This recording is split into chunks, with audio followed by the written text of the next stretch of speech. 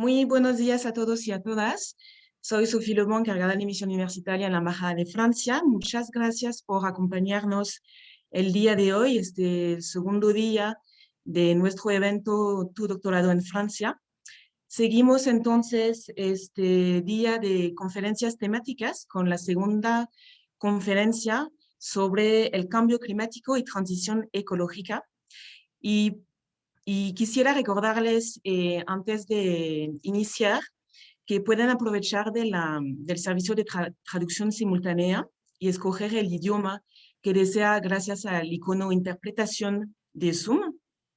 También los invitamos a enviar sus preguntas y respuestas por medio de la pestaña Preguntas-Respuestas en español de Zoom, pero de no usar el chat, por favor. Y se contestarán sus preguntas en la segunda parte de la conferencia, al final de las presentaciones. Pues sin más preámbulo, agradezco su participación y doy la palabra a Abdel Sifedin, el director del IRD en México, que va a moderar esa sesión. Muchas gracias. Merci Sophie. Bonjour à toutes et à tous. Tu as tenu dans 1 minute, je vais le faire en 20 secondes. Donc, comme l'a dit Sophie, on va commencer par la conférence numéro 2 de la journée, mais numéro 4 de l'événement. Je vais modérer cette séance sur la recherche dans le concret, changement climatique et transition écologique. Ça sera donné dans le cadre d'un exemple d'étude sur le bassin Usumacinta par Isabelle Michalet, professeur de l'Université Paris 3, travaille sur le droit de l'environnement, ce qui est très intéressant, plus professeur-chercheur du Centre de recherche des études supérieures en anthropologie par la professeure Edith Kaufer-Michel. À vous la parole. Je ne sais pas qui commence, si c'est Isabelle ou si c'est Edith. Et vous avez 15 minutes. Merci, merci. Alors, je vais partager mon écran.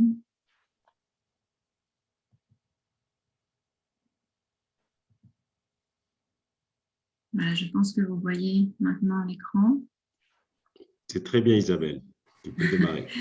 Isabelle Michalet, je vous remercie de cette invitation et de l'occasion qui nous est donnée à moi et ma collègue Edith Kaufer, qui se présentera également, de vous exposer ce projet sur lequel nous travaillons en collaboration, ce projet qui s'intitule « Des usages traditionnels à une valorisation intégrée des sédiments dans le bassin versant de l'Usumacinta », dont vous pouvez voir là une magnifique photo. Alors, ce projet, c'est le projet Values. Alors, quelques mots de présentation. Donc, moi, Isabelle Michalet, je suis enseignante et chercheuse en droit de l'environnement à Lyon, à l'Université Lyon 3. Donc, je vous parle depuis Lyon et ma spécialité, donc, c'est le droit de l'environnement, droit de la biodiversité, gouvernance environnementale. Et je suis responsable de ce projet, co-responsable, puisque sur la partie mexicaine, la personne responsable est Pierre Charuot, qui est écologue et qui travaille au CCGS, mais qui n'a pas pu être là aujourd'hui avec nous. Donc, pour vous parler de la partie mexicaine, je passe tout de suite la parole à Edith Kaufer, qui va se présenter. Buenas tardes, soy Edith Kaufer, profesora investigadora en el Centro de Investigaciones y Estudios Superiores de Antropología Social en San Cristóbal de las Casas, Chiapas, especialista en hidropolítica y temáticas hídricas, y también co-coordino con la doctora Michalet una de las tareas de este proyecto, que es la tarea 5, encaminada hacia los temas de gobernanza. Alors, ce projet, c'est un partenariat, un projet bilatéral franco-mexicain qui a été financé pour la partie française par l'ANR, et les partenaires français sont donc l'Université Lyon 3 et plus précisément un laboratoire EVS, Environnement Ville Société, qui est un laboratoire du CNRS, et l'INSA de Lyon.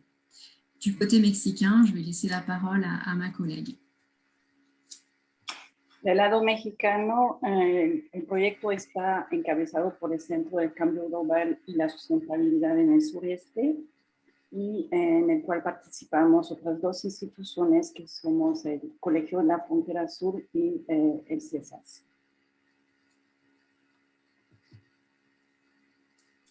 El escenario de este trabajo de investigación es la cuenca del río Usumacinta. Aquí pueden ustedes apreciar su ubicación en Norteamérica y luego en el mapa que está un poco más grande, el conjunto de la cuenca es una cuenca transfronteriza compartida entre México, Guatemala y una pequeña porción se encuentra en Belice. Sin embargo, el trabajo se realizó únicamente en el lado mexicano de la cuenca. Como pueden apreciar en este mapa, la cuenca, los límites de la cuenca son las líneas verdes y el río principal se encuentra representado en azul.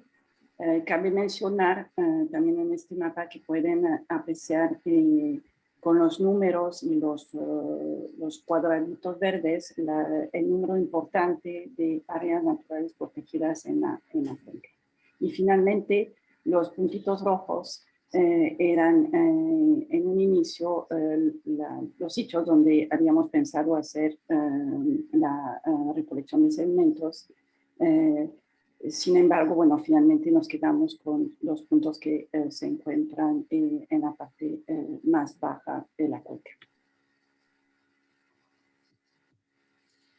Alors, je poursuis avec les objectifs rapidement de ce projet. Il s'agissait de comprendre le socio-écosystème du bassin versant de l'Usumacinta en l'abordant par les sédiments fluviaux. Donc, c'est un travail qui est centré sur les sédiments de ce fleuve pour en déterminer les caractères et les fonctions, ce que font nos collègues de l'INSA de Lyon, par exemple, pour connaître les usages passés et les usages présents par une contribution de chercheurs en sciences humaines et sociales, les représentations de ce fleuve, et proposer des sédiments, pardon, et proposer une valorisation intégrée au bénéfice des populations locales. Donc, on s'efforce de travailler dans la perspective de faire bénéficier ce travail aux habitants du fleuve qui travaillent les sédiments, qui les exploitent de façon artisanale. D'un point de vue scientifique, un des objectifs, c'est de créer un observatoire, on va en reparler dans un petit moment, qui permet de collecter nos connaissances, les données et surtout de les partager. Donc, il y a un blog pour ce projet dont l'adresse est indiquée là sur cette image. Alors, pour en venir à la question des doctorants et la manière dont les doctorants ont été insérés dans ce projet, qui est un projet interdisciplinaire, au départ, nous n'avons pas, dans le montage du projet, dédié de financement à un projet de doctorat. Nous avons préféré, alors c'était un choix, nous avons préféré affecter plutôt des financements à des missions, bien sûr, pour venir travailler au Mexique, pour nous les chercheurs français, et puis à financer une aide à la recherche par des post-doctorats pour la partie française. Et ma collègue expliquera comment ça s'est passé du côté mexicain. Mais voilà, il n'y avait pas de doctorants qui étaient financés sur le projet. C'était aussi une façon d'équilibrer entre les disciplines parce que c'est un budget substantiel dès qu'on finance un doctorat. Donc une manière de répartir entre plusieurs disciplines en finançant des stages côté français et des post-doctorats. Mais néanmoins, nous sommes parvenus par d'autres biais à ramener, si on peut dire, des doctorants dans le projet, et plusieurs même. Notamment, donc, je vais le détailler, une thèse en géographie sociale qui existait précédemment et que nous avons insérée dans le projet, une thèse en ingénierie. Nous avons aussi un projet de thèse en philosophie puisque le projet est en cours et il se terminera en mars 2022. Et puis au Mexique, une thèse en sciences sociales. Alors, pour détailler un peu ces différents doctorats qui sont venus s'insérer au fur et à mesure dans le projet, le doctorat en géographie sociale, donc là, il s'agit d'une doctorante qui avait déjà commencé sa thèse avant que le projet ne commence. Donc, le projet a commencé en mars 2018. Et donc, sa thèse portait sur l'eau. le titre de sa thèse, L'eau qui fait conflit, le conflit qui fait ressource, recherche qualitative autour des discours sur l'eau dans les espaces protégés de l'Alto Guadiana en Espagne. Donc au départ, ça s'arrêtait là, et elle a donc rajouté l'Usumacinta, puisque par le projet, elle a pu venir en mission avec nous, et donc elle a rajouté ce travail de terrain sur les sédiments de l'Usumacinta dans cette thèse qu'elle avait déjà commencée, ce qui lui a permis d'élargir sa recherche et d'avoir une perspective qui ne soit pas seulement centrée sur un seul terrain, mais avec un aspect plus international. Donc, cette doctorante, Ana González Besteiro, a soutenu sa thèse le 24 janvier 2020, donc en intégrant tout le travail qu'elle avait fait sur les sédiments de l'Usumacinta du point de vue de la géographie sociale. Et c'est elle qu'ensuite nous avons recrutée comme postdoctorante sur le projet et qui a pu continuer pendant plusieurs mois à travailler avec nous. Du point de vue de l'ingénierie, donc là, ce sont les collègues, pour la partie française toujours, ce sont les collègues de l'INSA de Lyon qui ont rattaché, si je peux dire, au projet un doctorat en ingénierie. Alors, du côté de l'INSA de Lyon, leur travail consiste à caractériser les sédiments, c'est-à-dire par des méthodes qui leur sont propres, à dire quelle est la composition de ces sédiments, la granulométrie et les possibilités ensuite pour fabriquer des briques, par exemple, ou d'autres usages de ces sédiments. Donc, pour faire ce travail, ils ont prélevé des sédiments du fleuve, les ont ramenés en France et ensuite les ont travaillés dans leur laboratoire. Mais ils ont pu faire travailler sur ces sédiments un doctorant, donc qui n'est pas financé par le projet lui-même, mais qui a été rattaché ensuite. Ce doctorant s'appelle Mazhar Hussain, il est pakistanais. Sa thèse, donc, qui est en cours, porte sur, alors en anglais, je vais le dire en français peut-être pour les traducteurs, la valorisation des sédiments dans des matériaux biosourcés. Donc, c'est une application des sédiments fluviaux avec l'incorporation de fibres naturelles.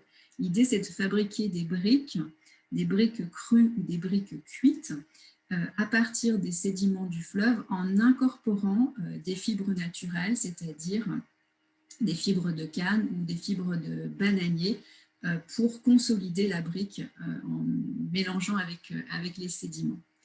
Donc, ce doctorant, son travail, c'est de caractériser et valoriser donc en briques ces sédiments mexicains avec des fibres qui ont aussi été prélevées sur le terrain mexicain. Ce travail sur les sédiments de l'Usumacinta occupe à peu près les 2/3 de cette thèse.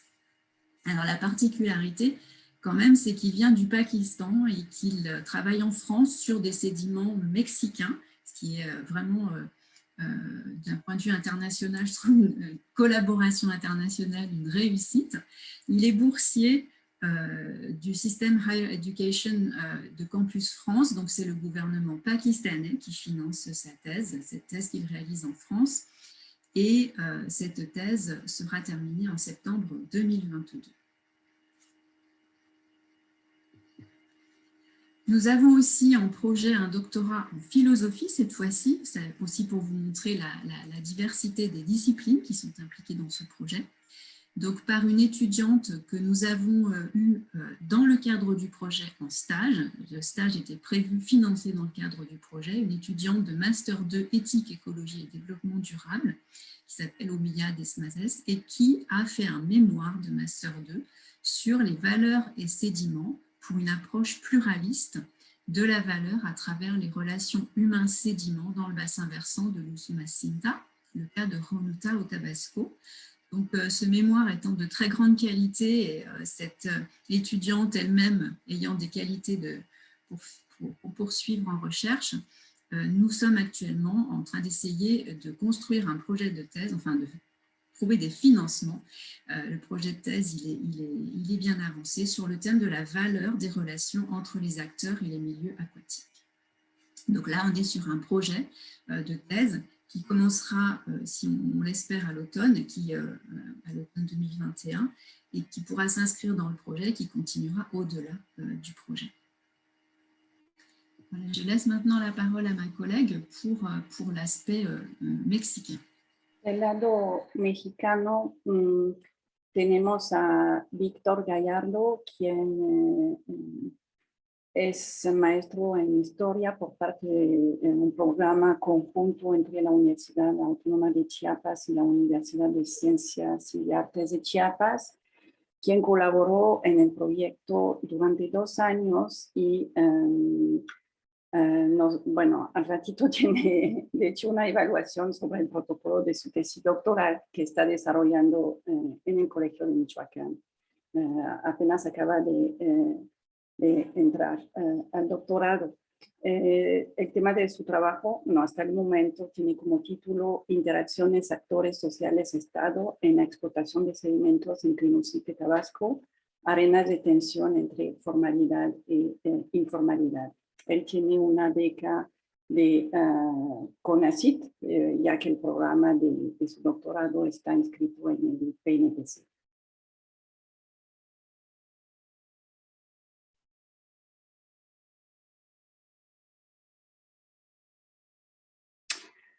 Ahora quisiéramos compartir con ustedes muy brevemente algunos principales resultados de este proyecto.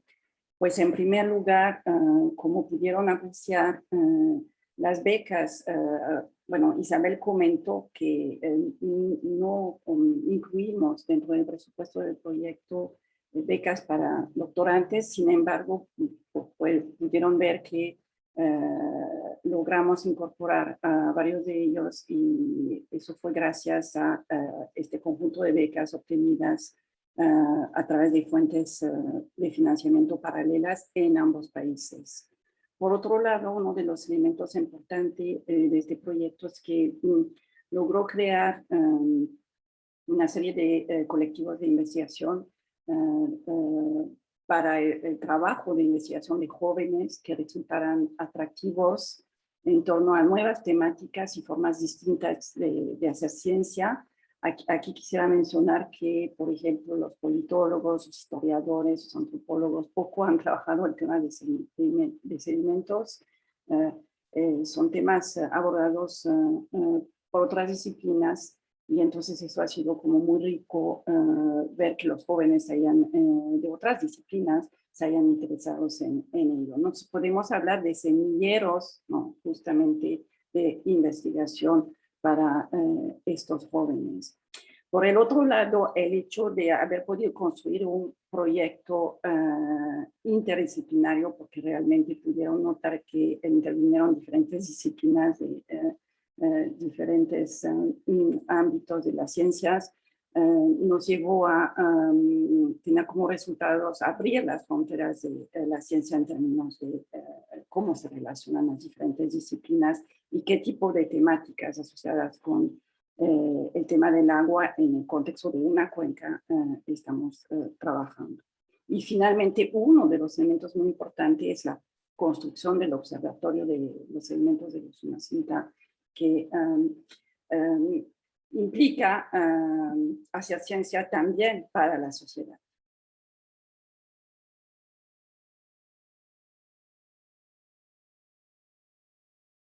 Entonces, bueno, hablando del observatorio, muy brevemente, mencionar que hasta el momento, bueno, es un portal que concentra, almacena, comparte información respecto a la ecología, a las actividades socioeconómicas y a la normatividad relativa al agua, al suelo y a los sedimentos de la cuenca del río Usumacinta.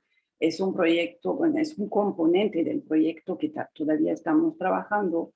Fue inaugurado bueno, en el otoño del año pasado en línea, porque bueno, esas son las condiciones de este momento, y en el cual se han incorporado investigadores no solamente del proyecto, no solamente de México, no solamente de Francia, sino también de otros países y de otras regiones, especialistas en el tema de diferentes disciplinas, y paulatinamente lo vamos a estar abriendo a otros actores, sean del gobierno, sean de organizaciones de la sociedad civil y también de los propios actores en campo que están utilizando, extrayendo, haciendo algo con los sedimentos del río Usumacinta. Con respecto a los impactos científicos del proyecto, bueno, lo que se ha logrado es un conocimiento desde el punto de vista de ciertas disciplinas en torno a los sedimentos del Usumacinta, en cuanto a su caracterización, en cuanto a los aspectos de contaminación, pero también se ha logrado la incorporación y la participación de otras ciencias, como las ciencias sociales y humanas, en temáticas que para nosotros son completamente nuevas, ¿no? Ya tenemos elementos, conocimiento de los usos, de las regulaciones y de los procesos de gobernanza que se están dando en la cuenca del río Usumacinta con respecto a los sedimentos.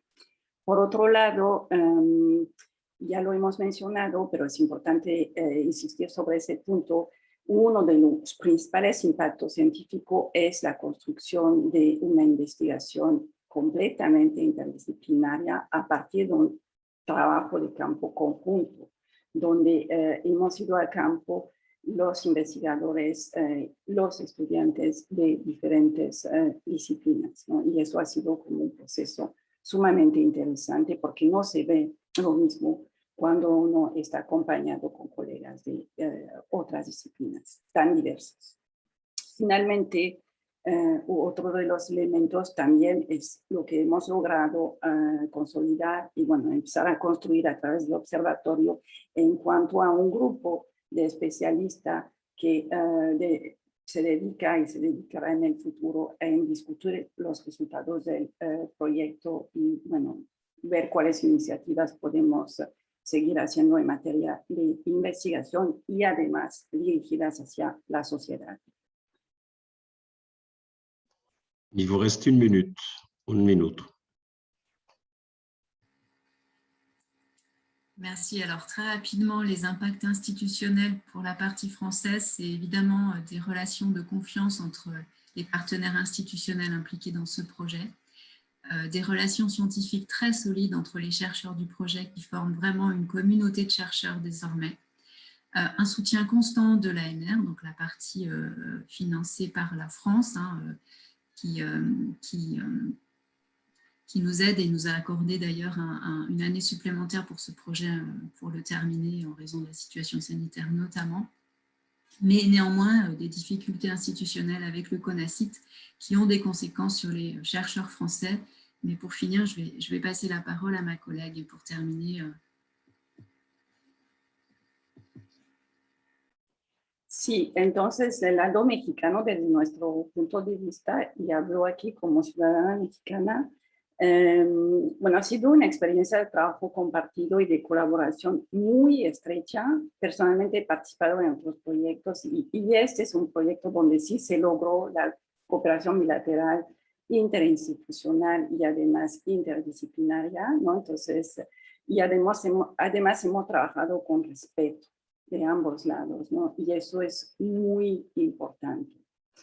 Lo que me parece importante destacar también es que hemos logrado establecer relaciones horizontales entre instituciones diversas. Hay grandes universidades francesas, hay una escuela de ingeniería de Francia, hay 2 centros CONACYT y está el Centro de Cambio Global, que es un centro joven, ¿no? Entonces, que hemos trabajado de forma horizontal, ¿no? Aquí pudiendo dialogar y pudiendo colaborar de forma totalmente óptima.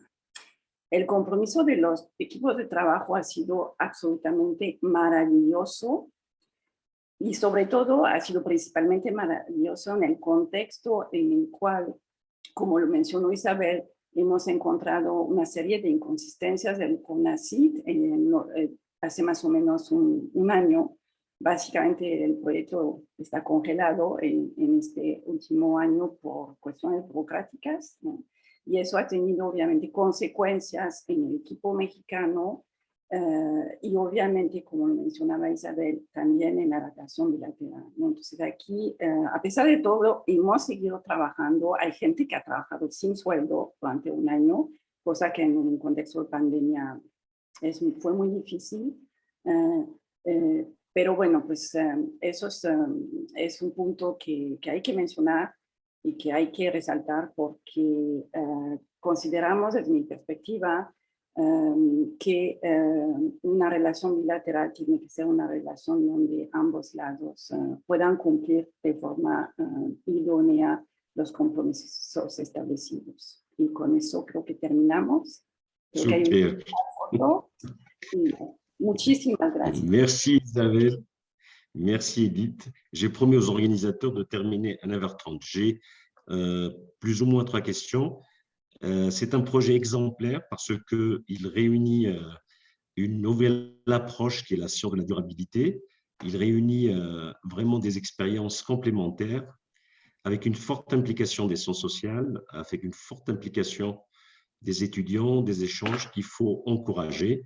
Alors, la première question générale, est-ce que vous avez trouvé des difficultés dans l'exécution de ce projet des deux institutions françaises, l'ANR ou le CONACYT? Mais réponse brève, s'il vous plaît, parce qu'on a d'autres. Des difficultés institutionnelles du côté français, non. Je pense que vraiment, je trouve que l'ANR nous soutient totalement. Et nos institutions de rattachement, l'Université Lyon 3 et l'INSA de Lyon, aucune difficulté. Vraiment, c'est très fluide. Edith, ¿encontraste algunas dificultades? No.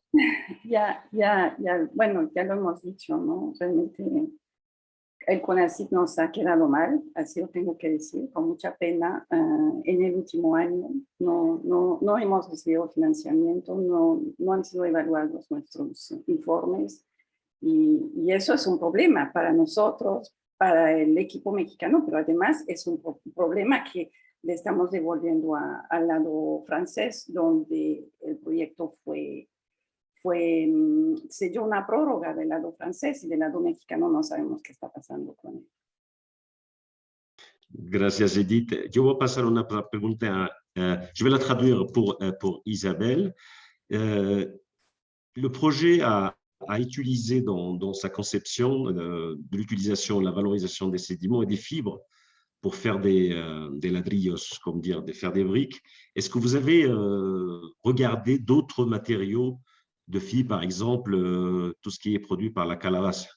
Est-ce que vous avez essayé d'utiliser d'autres matériaux dans la valorisation des sédiments avec les fibres? Alors, à ma connaissance, mes collègues de l'INSA ont ramené avec eux des fibres de canne, de palme, de banane, tout ce qu'ils ont pu récupérer sur le terrain pour faire des expériences parce que selon la solidité de la fibre, selon les possibilités d'en faire de toutes petites fibres pour les inclure dans une brique, selon le végétal d'origine, ça ne marche pas de la même manière. Mais là, ce sont des explications de juristes que je vous donne sur un processus d'ingénierie. Donc, je te préserve. C'est pas mal, tu es observatrice, tu as réussi à répondre. Alors, une question qui est pour Isabelle de nouveau. Quel type de projet ANR vous avez obtenu? Est-ce que c'est un projet ANR bilatéral? Et si oui, est-ce que le Mexique est éligible? Je pense que oui. Sinon, il n'y aura pas de… C'était un PRCI, Programme de recherche de collaboration internationale. C'est un bilatéral. À ma connaissance, il n'y a pas eu d'appel récemment sur ce type de projet. Le projet a été financé en 2017, nous avons commencé en 2018 et à ma connaissance, il y avait 2 autres projets en même temps que le nôtre, mais pas depuis. Donc, voilà un défi à relever. Voilà. Possibilité de collaboration bilatérale. Et la dernière question, bon, j'espère que les organisateurs nous donneront 1 minute de plus. C'est une question intéressante parce que vous avez réussi à capter des étudiants qui demandent si au niveau de l'Université Lyon 3, il y a des formations, il y a des écoles doctorales sur tout ce qui est transition énergétique. Et si oui, comment on pourrait s'inscrire ou demander une inscription de l'école doctorale de l'énergie transition écologique, transition énergétique? Alors, les écoles doctorales ici, elles sont disciplinaires. Donc, transition énergétique, c'est plutôt transdisciplinaire. Donc, je pense qu'il faut d'abord chercher après sur quelle discipline on s'accroche, si je puis dire. Et puis après, en ayant cette discipline de référence, on peut travailler en ramenant d'autres disciplines plus ou moins et sur le thème de la transition énergétique sans difficulté. Mais la question, c'est quelle est pour l'étudiant concerné sa discipline d'origine, hein, parce qu'on ne va pas faire un doctorat dans une discipline autre que celle dans laquelle on a été formé. On peut apprendre sans problème. Merci Isabelle. Donc, il nous reste 1 minute. Alors, je connais très bien le projet Osima Sinta parce que pour moi, c'est un projet de la science de la durabilité. Donc, je vais vous donner à chacune 30 secondes pour passer un message, principalement aux étudiants qui nous écoutent. On commence par Edith. 30 secondes, Edith. Je vais te chronométrer. Pues, bueno, creo que a veces para los estudiantes mexicanos puede costar trabajo la perspectiva de ir estudiando a un país tan lejano, con un idioma tan raro, que a veces es difícil de escribir, pero me parece que vale la pena bueno, acercarse, intentar buscar. Hay fuentes de financiamiento, no solamente del gobierno mexicano, hay otro tipo de fuentes que pueden ustedes intentar conseguir. Y bueno, pues mucha suerte. Isabelle, 30 secondes, s'il te plaît. Je pense que la thématique de notre projet suffit à faire rêver les étudiants. Donc ensuite, bien, soyez excellents dans vos disciplines de prédilection, soyez ouverts à l'interdisciplinarité, à la collaboration avec d'autres disciplines et ouverts à la collaboration internationale. Donc, il faut aussi un peu maîtriser les langues étrangères, et même beaucoup en sciences humaines et sociales. Voilà. Mais je pense que sur cette thématique, je ne crois pas qu'on ait de grandes difficultés à être attractif pour les étudiants. Merci à vous deux, vraiment merci pour cette exposition qui est intéressante. Elle a regroupé tout, la formation, la science, la collaboration. Vraiment merci et bravo pour l'exécution et la réussite de cette collaboration. Et je passe la parole à Sophie, sinon Guillaume va me taper sur la tête. À toi, Sophie. Merci a tous les trois. Muchas gracias a todos por su participación. Los invitamos a conectar, si gustan, para la próxima conferencia temática, la próxima sesión sobre inteligencia artificial, que empezará a las 9:45 hora de México o las 4:45 hora de Francia. Muchísimas gracias y nos vemos pronto.